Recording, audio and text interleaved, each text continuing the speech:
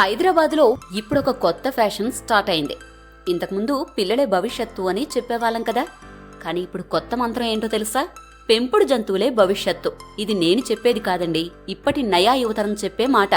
నేటి యువజంటలు ఇప్పుడు పిల్లలను కనడం మానేసి పెట్స్ తో సావాసం చేస్తున్నారు. కుక్కలతో కేక్ కట్ చేయిస్తున్నారు. పిల్లుల కోసం పార్టీలు చేస్తున్నారు. బావుంది కదా. ఇక రేపు పెళ్లిళ్లలో కూడా వధూవరులతో కేక్ కట్ చేయించడం కాదు, పెట్లకే స్పెషల్ కేక్ కటింగ్ అన్నమాట.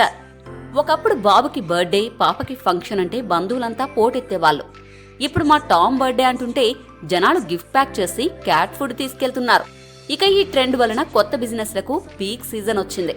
పెట్ కెఫేలు, పెట్ హోటల్స్, స్పా సెంటర్లే కాదు, ఫ్యూచర్లో పెట్ల కోసం MBA, డాక్టరేట్ కూడా రావచ్చేమో. చాలా వింతగా ఉంది కదూ. అంతా బాగానే ఉంది గాని మరి నేటి యువజంటల అమ్మా నాన్నల ఆవేదన ఒక్కసారి ఊహించుకోండి.